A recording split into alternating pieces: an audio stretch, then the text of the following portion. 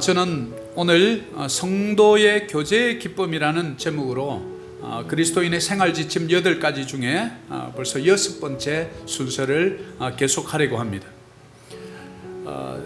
영국의 청교도 목사였던 조지 스윈녹이라는 분은 이런 말을 합니다. 사탄은 호위자 없이 항해하는 배들을 주시한다, 이런 말을 합니다. 무슨 말일까요? 사탄은 주위에 많은 사람과 함께 하지 아니하고 혼자 외로이 항해하는 배들을 주시한다. 마치 우리가 다큐멘터리 이런 텔레비전이나 이렇게 보면 정말 이렇게 세렝게티 초원에 많은 짐승들이 뛰놀고 이렇게 할 때 보면 사자떼가 주위에 어슬렁어슬렁 나타납니다. 그리고 이제 배가 고파서 점심때가 되면 특히 이제 암사자가 사냥을 시작합니다. 그러면 먼저 싹 다가가서 일부러 겁을 줘서 훑기 시작합니다. 그러면 이제 동물떼들이 이제 물소떼라든지 이런 떼들이 흩어지기 시작하죠. 그러나 본래에 다 같이 한번 이 도망가는 이 주류를 쭉 따라가는 데는 절대 사자가 그 속에 들어가지 않는다고 합니다.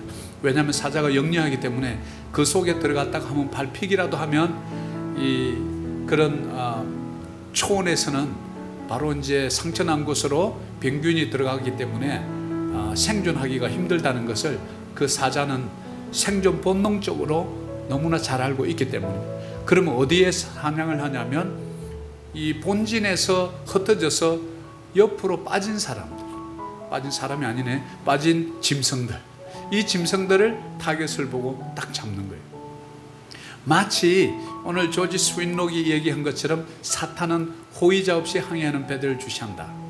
이것과 관련돼서 히브리서 10장 25절에 보면 모이기를 피하는 어떤 사람들의 습관과 같이 하지 말고 오직 그나여 그 날이 가까움을 볼수록 더욱 그리하자. 그 날이 가깝다는 것은 바로 주님 다시 오실 재림의 날을 얘기하는 거예요. 그 날이 가까울수록 더욱더 모이자, 이 뜻이에요. 우리를 영적으로 낳아주시고 영적 자녀 삼아주셔서 우리가 이 육신의 몸을 훌훌 벗어버리고 아름다운 천국을 향해서 여러분이 갈 때 나를 영원히 맞아주실 그분, 사랑하는 아들아 사랑하는 딸아, 저 세상에서 얼마나 고생했니? 내가 너를 간절히 기다렸지만 너가 그 땅에서 해야 될 사명이 있기에 내가 오래 좀 기다렸노라. 그러면 그곳에서 그냥 아픔도 없고 눈물도 없고 곡하는 것도 없고 탄식하는 것도 없는 그곳에서, 시집도 아니 가고 장가도 아니 가는 그곳에서 우리는 영원히 주님과 함께 찬양하며 기쁨과 평강으로 살아가는 그날을 우리는 기대할 수 있는 것입니다. 우리는 오늘 말씀을 통해서 이 예배의 자리가 서로에게 사귐이 있고 서로에게 이 교제가 있다는 것, 그러면 이것이 진정 무슨 뜻인지를 좀 알아보려고 합니다. 오늘 주제 말씀 요한일서 1장 7절 말씀은 그가 빛 가운데 계신 것 같이 가운데 우리도 빛 가운데 향하면 우리가 서로 사귐이 있고 그 아들 예수의 피가 우리를 모든 죄에서 깨끗하게 하실 것이요. 이 본문 말씀을 가지고 약 3가지 내용을 함께 알아보려고 합니다. 첫 번째, 빛 가운데 행한다는 것은 무슨 뜻일까? 두 번째, 빛 가운데 행할 때 결과는 어떠한가? 세 번째는 우리가 서로 사귐이 있다는 것은 과연 그러면 무슨 뜻인가? 라는 것을 말씀 본문을 통해서 알아보려고 합니다. 먼저 우리는 빛 가운데 행하기 위해서 우리는 무엇을 해야 하는가? 바로 요한복음 8장 12절이 우리에게 해답을 줍니다. 같이 한번 읽습니다. 예수께서 또 말씀하여 이르시되 나는 세상의 빛이니 나를 따르는 자는 어둠에 다니지 아니하고 생명의 빛을 얻으리라. 자, 빛 가운데 행하기 위해서 우리가 해야 될 첫 번째는 예수님을 따라가야 된다는 겁니다. 예수님을 따라가면 죄와 사망의 그림자가 아닌 생명의 성령의 법이 우리를 인도하게 됩니다. 그러면 어둠으로 가지 않게 됩니다. 그래서 우리 하나님은 빛입니다. 나는 세상의 빛, I am the light of the world. 그러면 왜 이 세상의 빛일까? 이 세상이 어둡기 때문에 그렇습니다. 어두운 데야 빛이 필요합니다. 밝은 데는 빛이 필요 없습니다. 그러나 캄캄한 그곳에 빛이 있을 때 우리는 보게 되죠. 그래서 모든 것이 천하에 드러나게 됩니다. 그래서 하나님은 I am the light, 나는 빛이라. 여러분 마음속에 어둠이 있고 거짓이 있고 당짓는 게 있고 엄난함이 있고 분쟁이 있고 있는 것은 내 속에도 어둠이 있기 때문에 그래요. 왜 말씀을 읽으라고 그러죠? 말씀은 빛입니다. 왜냐하면 하나님이 빛이시기 때문에. 그러면 우리 보고도 너희는 세상에 또한 빛이라. 그러면 우리 또한 우리가 있는 회사에서, 직장에서, 내가 소속한 그 소속단체에서 내가 빛이기 때문에 내가 있는 곳에 어둠이 물러가야 되는데 내가 있어도 어둠이 물러가지 않아요. 그럼 내가 어둠과 동색인지 우리가 심각하게 한번 점검해 봐야 합니다. 그리고 두 번째는, 그러면 빛 가운데 행하지 않는 자의 실상은 어떠한가? 이런 질문을 해볼 수 있겠죠. 요한 1서 1.6절에 만일 우리가 하나님과 사귐이 있다 하고 어둠에 행하면 거짓말을 하고 진리를 행하지 아니함 이거니와. 자, 우리가 하나님과 사귐이 있다 하고, 그러니까 교제가 있다고, 하나님과 요즘 친밀한 음성을 듣고 하나님과 요즘 동행하는 삶을 살고 있다고 말하면서 어둠에 향하면 너 자신을 속이는 거다, 거짓말하는 거다, 진리를 행하는 것이 아니다, 이렇게 말합니다. 이 말은 진리를 우리가 실천하지 않는다는 거죠. 예수 복음, 예수 천당, 불신, 지옥, 이 예수님을 따르지 않는 것, 바로 사망의 자식들, 어둠의 자식들이 행하는 길로 갈 수가 있다는 거예요. 빛 가운데 행하지 않는 자는. 이것을 우리는 좀 두려운 마음으로 보아야 합니다. 그럼 세 번째, 사람들은 왜 그러면 어둠 가운데 머물기를 좋아할까? 이런 질문을 해볼 수 있겠죠. 요한복음 3장 19절에 자, 같이 한번 읽습니다. 그 정죄는 이것이니 곧 빛이 세상에 와서되 사람들이 자기 행위가 악함으로 빛보다 어둠을 더 사랑한 것이니라. 악을 행하는 자마다 빛을 미워하여 빛으로 오지 아니하나니 이는 그 행위가 드러날까 함이니라. 자, 왜 어둠 가운데 머문다고 하죠?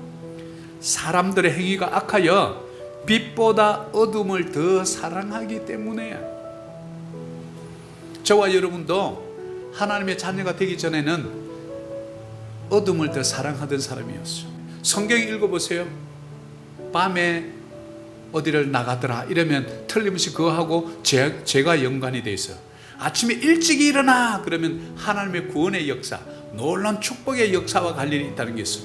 여호수아가 여리고성을 정복하러 나갈 때 여호수아가 아침에 일찍 일어나.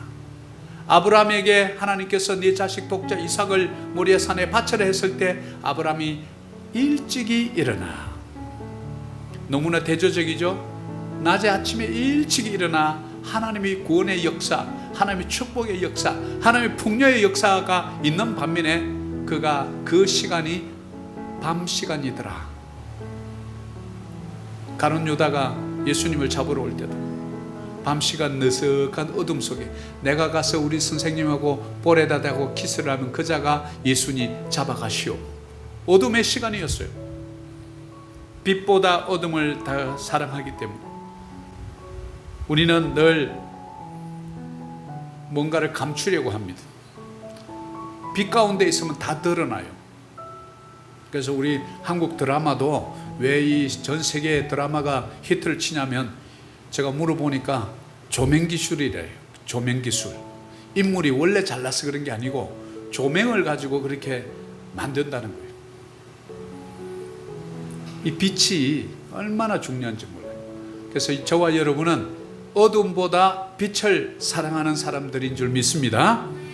우리의 악한 행위가 드러날까 봐 어둠으로 가면 안 돼요. 내 속에 비록 죄가 있고 어두운 악한 행위가 있을지라도 자꾸 어떻게 돼? 빛 가운데로 나와야 돼요. 말씀 가운데로 나오고 찬양 가운데 나오고 우리가 무릎 꿇고 기도의 자리로 나오면 내 속에 악한 모든 그림자가 행위들이 떠나가는 줄 믿습니다. 우리는 어둠에 다니는 것을 두려워해야 합니다. 네 번째, 그러면 빛 가운데 그럼 행하는 자들은 어떤가요? 빛 가운데 행하는 자는 요한일서 2장 10절이 우리에게 이렇게 말합니다. 그의 행제를 사랑하는 자는 빛 가운데 거하는구나. 우리는 이 내용을 조금 오해할 때가 많습니다. 자기 속에 끄리낌이 없으나. 그러면 빛 가운데 행한다는 것은 성경이 너무나 정리를 이렇게 잘해줘요. He who loves his brother abide in the light. 그 행제를 사랑하는 것이 뭐 하는 거라고요? 빛 가운데 거하는 거죠. 그렇구나. 우리는 빛 가운데 거하면 이것을 뭐 늘 말씀 잘 보고 예배 잘 드리고 목사님 말씀 잘 듣고 이러면 이게 빛 가운데 거하는 줄 알았더니 뭡니까? 내 행제를 사랑하라. 왜 그럴까요? 하나님의 명령이 뭡니까? 십계명 주시고 613가지 계명을 싹 다시 신약에 가서 예수님이 정리를 두 계명으로 딱 짜서 정리해 줍니다. 왜 두 계명일까요? 하나는 오른손에, 하나는 왼손에. 우리가 손이 두 개밖에 없잖아요. 하나님 사랑 오른팔, 왼쪽 이웃 사랑, 이 두 가지. 그래서 우리가 그걸 못하니까 예수님의 두 손을 못 박은 거 아니에요. 그래서 다시 예수님께서 부활하시고 너희가 하나님 사랑과 이웃 사랑. 그러면 내 형제가 누굽니까? 나의 이웃이죠. 나의 아내요, 남편이요, 자녀요, 우리의 친척, 사촌, 모든 형제 자매들, 그들을 사랑하는 자가 빛 가운데 있는 줄 믿습니다. 여러분, 형제 가운데 부모님과의 관계가 좋지 않다면 반드시 여러분 기도하고 하나님 앞에 무릎 꿇고 너희가 형제와 싸웠거든 사화하고 난 후에 와서 예물을 드리라. 그렇지 않으면 그 예물 안 받겠다. 그분은 사랑이세요. 그래서 사랑하지 않고 미움을 가지고 여러분들 예배 드리러 오면 그날 예배가 하나도 안 돼요. 말씀이 하나도 안 들어와요. 짜증만 나. 오늘 찬양단 연습도 안 했나? 왜 저러지? 자꾸 이렇게 불평만 나오고, 목사님 오늘 영 말을 많이 더듬으시네. 연습 안 하셨나 봐. 그냥 하나도 안 들어오고 자꾸 뭐가 들어오면 사람이 눈에 들어오고, 주님이 눈에 들어오고, 십자가가 들어오고, 보혈이 들어오고, 구원의 기쁨과 감격이 들어오고, 첫사랑이 들어와야 되는데 자꾸 사람이 보이는 거예요. 우리는 형제 사랑이 얼마나 중요한지, 그래서 이렇게 주일날 여러분들 오셔서 같이 예배하는 이 공간에 같이 있는다는 걸 얼마나 기뻐하는지 몰라요. 이것을 우리가 볼 때 우리는 정말 내 가까이 있는 이웃을 몸소 사랑하는 것, 이것이 우리가 빛 가운데 행하는 것이다.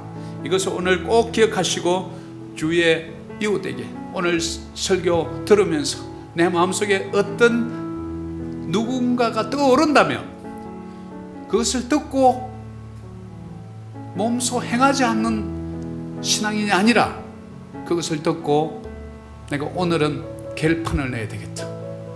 내가 하나님 말씀이 나를 지배하도록 오늘 나를 십자가에 못 박아야 되겠다. 오늘 내가 깨달은 거 내가 행동해봐야지. 우리 주님이 역사하나 안 하나, 이렇게 행함이 있는 믿음으로 갈 때 하나님이 기뻐하는 믿음이고 하나님의 놀라운 기적과 이사가 그곳에 일어나는 줄 믿습니다. 행함이 있는 믿음, 영혼 없는 몸이 죽은 것 같이 행함이 없는 믿음은 죽은 믿음이라, 이것을 꼭 기억하시면서 오늘 말씀 들을 때 그런 어떤 누군가 떠오르면 반드시 오늘 집에 가서 전화하세요. 전화해서 딱 전화하고, 그러면 그 뒤는 뒷일은 여러분 걱정하지 마세요. 예배 때 은혜 주셨으면 은혜 주신 분이 그 모든 것을 뒷감당하는 줄 믿습니다. 우리가 해야 될 것은 행하면 되는 거예요. 그게 하나님의 놀라운 능력입니다. 자, 그리고 두 번째, 그러면 우리가 사귐이 있고, 이 말은 펠로십을 얘기하는데, 그럼 우리는 누구와 교제를 나누어야 하나? 라는 질문을 해볼 수 있겠죠. 바로 요한일서 1장 3절입니다.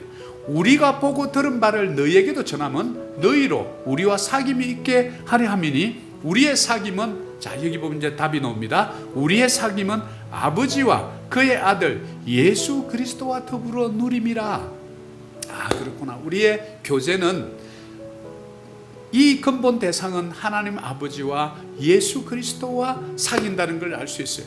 그래서 우리가 교제한다 그러면 우리는 그 교제의 주인공이 누군지를 알아야 돼요. 그 우리가 성도들이 모여서 함께 교제하는 곳의 주인공이 누군지를 모르니까 그냥 우리 구역장님이 주인공이 되니까 그냥 오늘 일도 잘 마쳤으니 참이슬 한 병 시켜라 이래가지고, 이슬 중에 또 참이슬을 가지고 그냥 구역 모임을 마무리를 지어버리는 거예요. 왜요? 구역장이 주인공이라고 생각하니까. 그러나 앞으로 우리 교회는 주님의 이름으로 모이고 어떤 예수 그리스도의 복음 때문에 구역으로 모이고 예를 들면 소그룹으로 모일 때는 그 모임의 주인은 반드시 하나님 아버지와 예수 그리스도라는 사실을 깨달으면 그 우리 소그룹 리더가 주인공이 아니고 바로 우리가 모인 그 목적의 원래 주인이신 예수 그리스도가 그 자리의 주인이라는 생각을 하면 어떻게 참이 있을 수 있겠어요? 못 시키는 거예요. 그래서 우리는 이런 모임도 지혜롭게, 왜? 그 자리의 주인이신 그분은 예수 그리스도 그분이시거든요. 우리 눈에 보이지 않으니까 우리가 착각을 하는 거예요. 우리가 눈에 보이지 않는 그분은 영이시라는 사실을 모르기 때문에, 무지하기 때문에 그런 행위를 하는 거예요. 이것은 뭡니까? 교회의 책임이고 목회자들 책임이고 영적 지도자들이 그런 것을 가르쳐 주지 않았던 거예요. 이것을 깨닫고 나면 절대 그렇게 못하죠. 겁이 나서. 우리 이 자리의 주인이신 예수 그리스도 이분이 우리와 함께 계시는데 우리가 어떻게 그런 일을 할 수 있나? 안 됩니다 라고 이렇게 얘기를 하겠지. 우리가 모르면 바로 그런 겁니다. 우리 영적 아버지와 구원자 예수 그리스도와의 친밀한 교제가 있는 것이 뭐냐면 그것이 진정한 사귑입니다.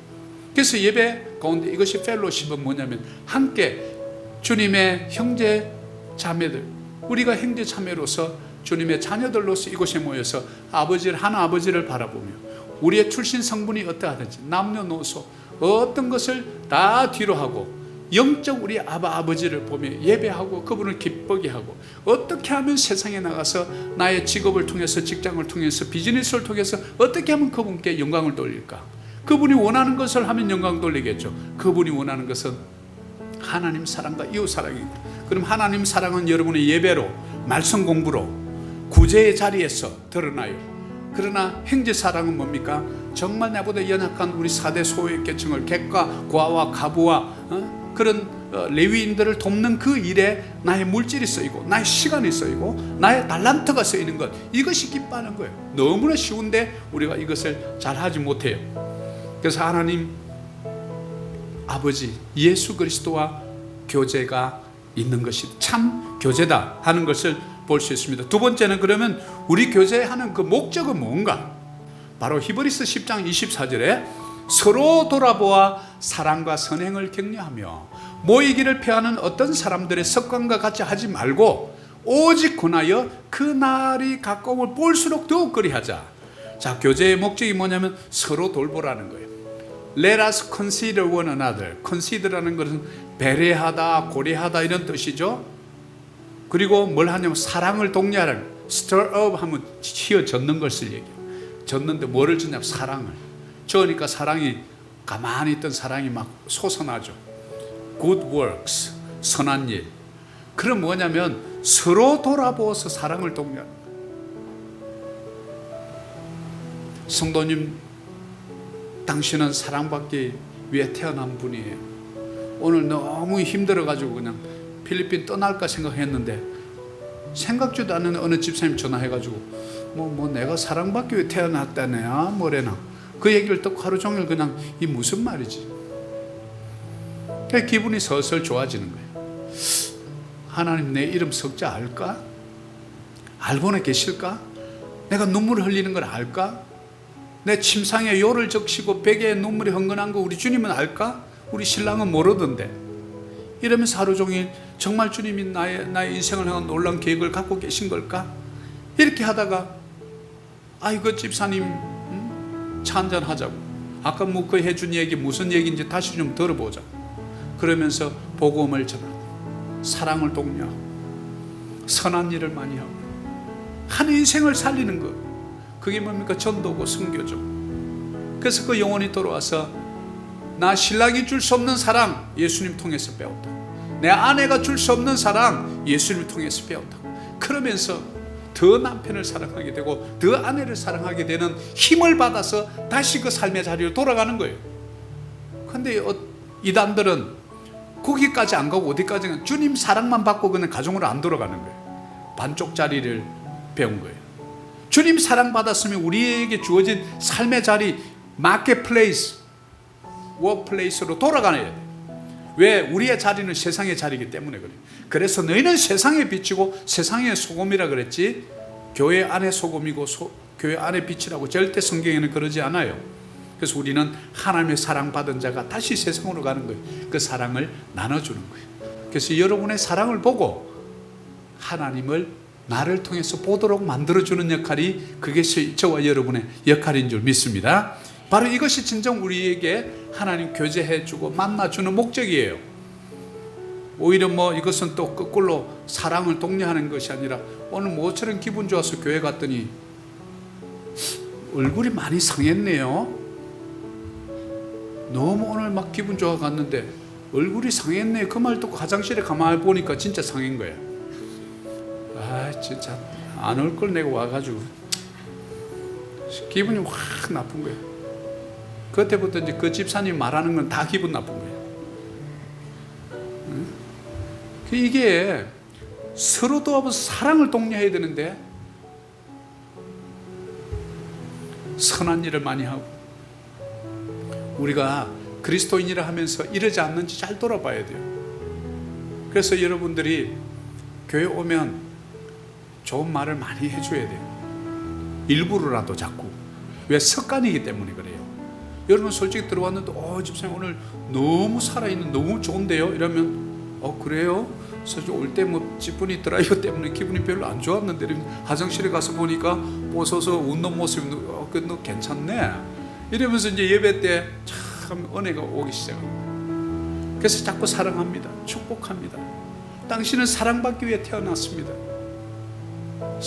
너의 애미는 너를 버릴지라도 너희 하나님 아버지는 결단코 버리지 아니하리라. 이런 말씀을 하나 써주고 그리고 말씀으로 서로에게 격려해주고 이것이 뭡니까? 그리스도와의 교제가 있는 사람들의 신앙생활이 그 모습이에요. 그래서 우리는 그것을 회복해가는 것이 바로 초대교회가 바로 했던 1세기 교회.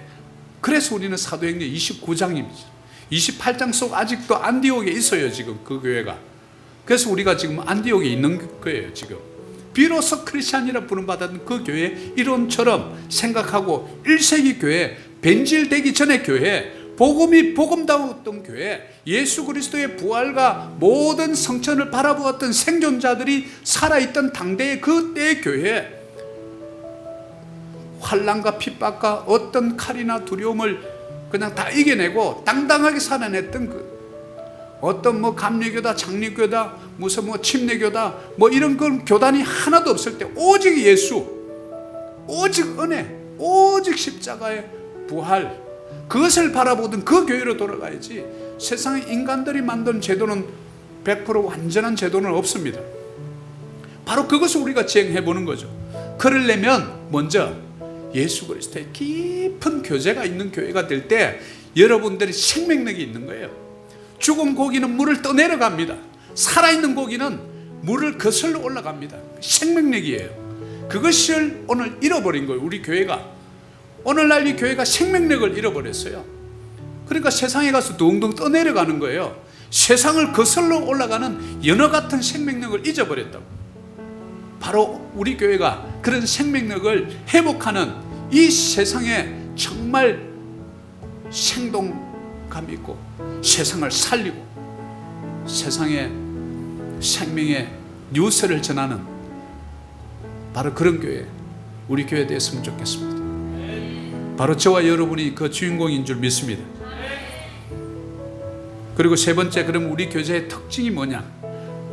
로마서 15장 5절은 이제 인내와 위로의 하나님이 너희로 그리스도 예수를 본받아 서로 뜻이 같게 하여 주사 한 마음과 한 입으로 하나님 곧 우리 주 예수 그리스도의 아버지께 영광을 돌리게 하려 하노라. 그럼 우리가 하나님과 교제하며 또 성도끼리 우리가 형제 자매로서 하나 아버지를 준 성도들이 해야 될 게 뭐냐면 인내와 위로의 하나님이 뜻을 같이 하여 준다. 한 마음 되라는 한 마음. 어떤 거 한 마음이었냐면 무슨 비즈니스 하는 거에 한 마음이 아니고 갯돈 하는 거 한 마음이 아니고 한 마음은 뭐냐면 구원의 복음, 생명의 복음을 전하는 일에 한 마음이 되라는 거예요. 불쌍한 자 도와주는 일, 구제하는 일, 그 생명의 용기를 주고 다시 세워주는 일, 소경 거지 바디메오를 이렇게 세웠던 것처럼 이 세상에 절망하고 삶에 낙이 없다고 죽으려고 하는 그런 자들을 세워주는 일, 이런 데 한 마음이 되라는 거예요. 그래서 한 마음과 한 입으로 하나님 우리 주 예수 그리스도 아버지께 뭐 합니까? 영광을 돌리게 하라.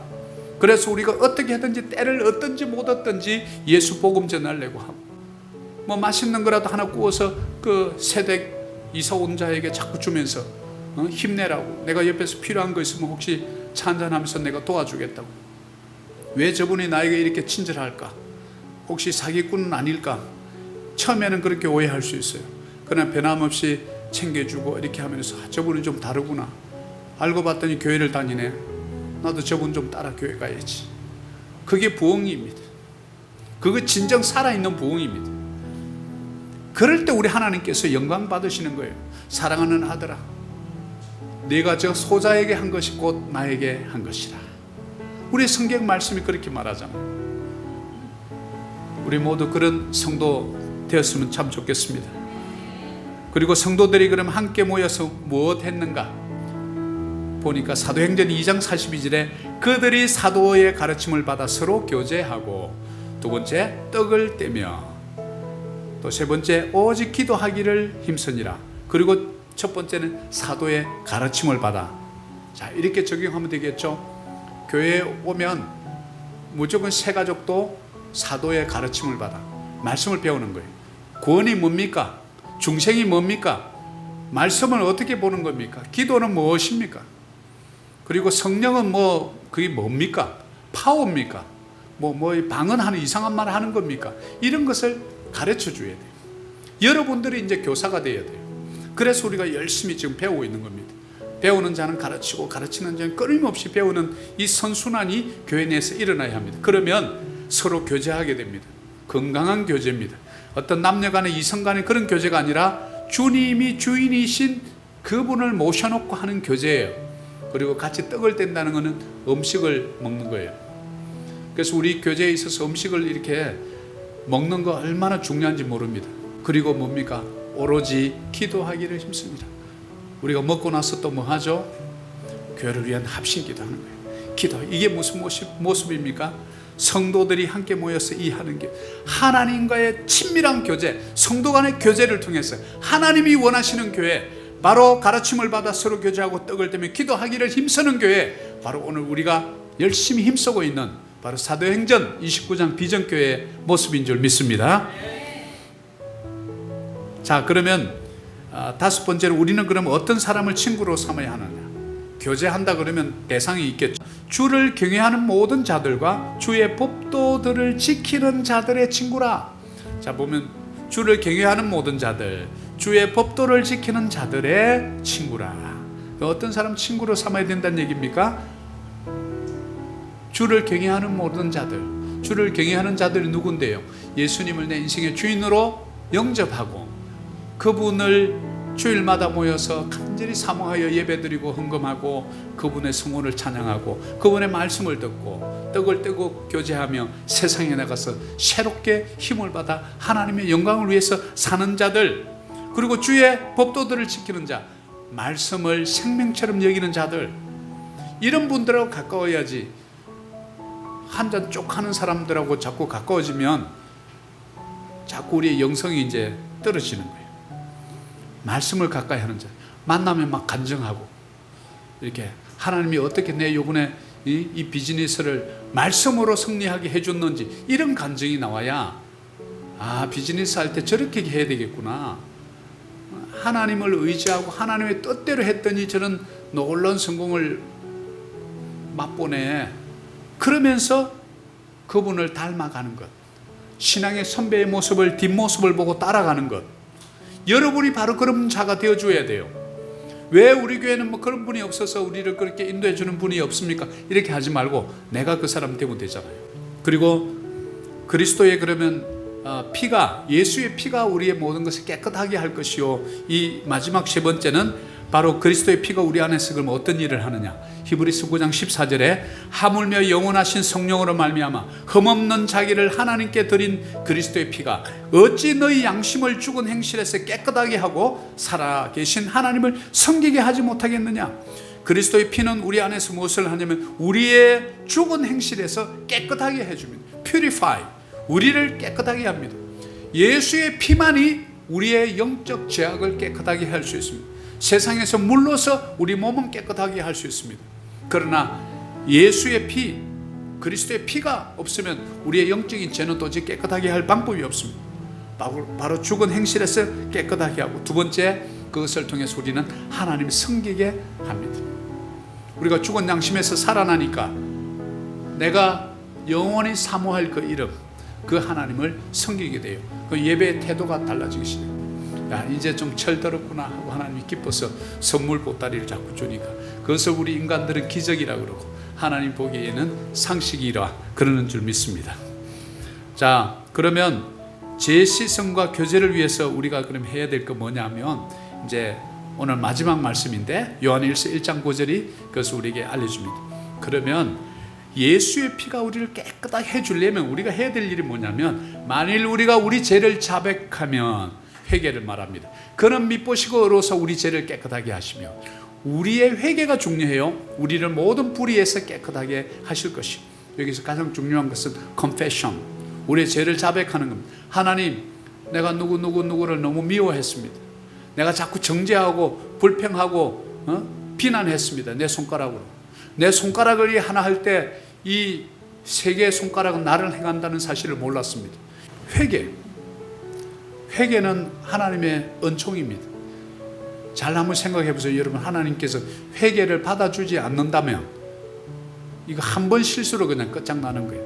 그런데 우리 하나님은 회개를 영원한 천국에 들어갈 때까지 회개라는 도피성을 우리에게 준 거예요. 그렇다고 해서 이 말은 회개를 하면 되니까 또 짓고 이렇게 하라는 얘기가 아닙니다. 목사님이 또 뭐 회개에 있어서 뭐 하면 또 회개하면 된다면서요. 이렇게 하면서 맨날 그거 하면 그것도 좀 문제예요. 우리가 부득이하게 인간의 연약함으로 실수하면 방법이 없지 않습니까? 그때 하나님께 나가는 거예요. 하나님, 저의 연약함으로 내 마음은 원이라도 육신이 약해서 이런 죄를 지었네요. 주님, 다시는 그러지 않게 성령의 능력을 주세요. 저를 좀 보호해 주세요. 항상 동행해 주세요. 그런 사람들하고 어울리지 않게 하세요. 이렇게 하나님을 고백할 때 하나님께서 놀랍게 우리 모든 죄를 사하시고 모든 불의에서 깨끗하게 하시는 줄 믿습니다. 오늘 성도의 교제의 기쁨 마무리를 합니다. 저와 여러분 빛 가운데 거하시기를 축복합니다. 우리가 서로 사귐이 있다는 것은 성도의 교제가 교회에서 이루어질 때 하나님이 바로 우리 교제의 자리에 함께 하는 줄 믿습니다. 그리고 식탁의 자리도 여러분 절대 피하고 그냥 가지 마십시오. 그리고 특별히 예배 끝나고 나서 축도하기 전에 그냥 쏜살같이 도망가시는 분들이 있어요. 그분은 그날 예배를 반쪽 자리도 못 드린 거예요. 예배 때는 졸지라도 축도 때는 정신을 차려야 됩니다. 그래야 되는데 뭐 그냥 축도의 개념을 모르고 그냥 하나님이 목사를 통해서 하나님께 축복하고 싶어서 축복해 주는 그 마지막 순서를 그냥 급하다는 이유로 도망가 버리면. 그리고 교제의 자리는 주님이 식탁의 주인 되신 자리예요, 사실은. 그렇기 때문에 그 자리에서 기쁘고 왠지 밥 먹으면서도 그냥 이게 내 속에 있던 것들이 후련해지고 서로 내만 겪는 문제가 아니라 다 그런 문제를 겪고 있으면서도 저렇게 밝게 살아가는구나 라면서 어떤 위로가 되고 카타르시스를 맛보게 되는 자리가 교제의 자리입니다. 그래서 예수 그리스도와 친밀한 교제, 그것이 기본이 될 때 성도들과 친밀한 교제가 이루어지고, 그리고 우리 하나님과의 교제가 진정 필요한 것은 우리가 죄를 지을 때마다 그분께 회개하기만 하면 우리 죄가 주홍 같을지라도 양털처럼, 진홍 같을지라도 흰 눈처럼 희게 해주시는 그분 앞으로 날마다 회개하며 나갈 때 나를 그토록 짓누르고 나를 붙잡고 있던 죄의 사슬이 예수의 피로 딱 끊어버리니까 진리를 알지니 진리가 너희를 자유케 하리라. 바로 예수 그리스도의 친밀한 사귐은 우리에게 진정한 자유함을 주는 것을 여러분 꼭 기억하시기를 바랍니다.